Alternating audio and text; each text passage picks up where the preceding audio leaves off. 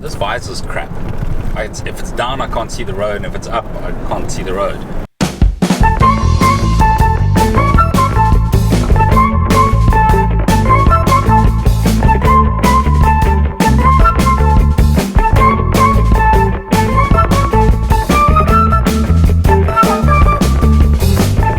So I've been driving around in this H1 this weekend, and I've thought about sort of how it compares with the Caravelle that I had back in January and we took it to Neisner. For starters, they're both diesel engines. The H1 is a 2.5 litre and the Caravelle is a 2 litre. The H1 engine is really good. The Caravelle engine is really brilliant.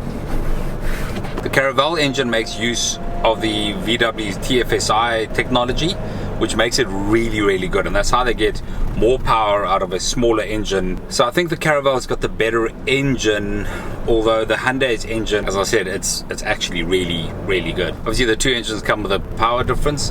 There's 125 kilowatts in the H1 and there is 132 kilowatts in the Caravelle. The Caravelle has these really cool sliding doors that are completely automated, so you kind of click a button, the door slides open, click a button, the door slides closed. So your kids are never in a situation where they get their fingers caught or some crap like that. But I'd say that the sliding doors on the H1 are better than the sliding doors on the Combi, for instance. Combi doors were like kind of, you had to like slam them, you really had to like run it to get it closed. H1 doors, you just kind of give it a gentle push and it slides closed, clips closed, no problem. That's nice. That's like a really, really cool feature. At what point my kid's going to try and slam this door behind me and cut their fingers off? As far as infotainment systems go, VW have a really, really good one. It comes standard with sat-nav and the Caravelle. H1's infotainment system is basic, but really good. And then I think one of the sort of deciding factors about buying a car like this or a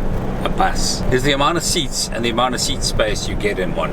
The Caravelle has a back row which can take 3, the center row which can take 2, and the front can take 2, so that's 7 in total. The middle row in the Caravelle does that whole funky switch around thing where there's a table. The H1 has a row of 3 right at the back, row of 3 in the middle, and it's got a bench here in the front to take 3 people as well, quite comfortably actually. So the Caravelle's a 7-seater, the H1 is a 9-seater. That may or may not be like a deciding factor in choosing a vehicle. If you want a 7-seater, there are tons of options on the market. You don't need to go for something as big as the Caravelle. A Fortuner with a Discovery would suffice. The H1 has miles more boot space than the Caravelle had. It's not necessarily a bigger car, it's just the way they've done the seating arrangement. The seats are closer to each other. Caravelle, they slide up and down as well, but kind of the layout of the H1 is more utilitarian, if I can call it that. You got the seats, there's enough space between the seat and the front row for somebody to sit comfortably, so you can put 6 people in the back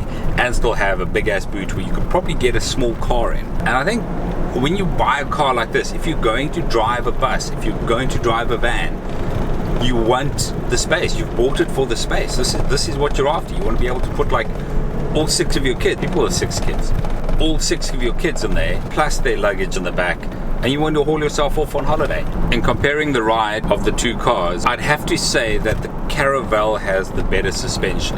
But once again, let me just quantify that. The H1 suspension is not bad. It kind of reminds me of that, what was that, K2700 Bucky thing that they made. The suspension's just a bit rugged. And then we kind of get to some of the subjective stuff. And this I'll admit is very, people disagree with me on these kind of things, but it's the kind of thing I notice. I get into the H1 and I look around and I think to myself, the Caravelle is a lot more luxurious than the H1 is, and you probably can't argue with that. It is, but it's a subjective thing, because this car is not bad. It's good quality. It's not like crappy rubbish you found at the back of a Chinese shop. Of course you wouldn't find it in a Chinese shop, it's Korean. It's a really good car. It's well built. It's a good quality car. The Caravelle is more luxurious, got the sliding doors, cool seats at the back, standard with sat nav, blah blah blah blah. It's 850,000 Rand as a starting price. That is nearly 300,000 Rand more than the 580,000 that this thing goes for. If you've got cash to spare, you want something luxurious, spacious in the inside, comfortable long distance cruiser, the Caravelle might be your option. If you need space, if you need something a bit more utilitarian, where you can get 5 or 6 people in the back and their luggage in the boot, and you don't have all the cash in the world and you're price sensitive, you probably want to go with the H1.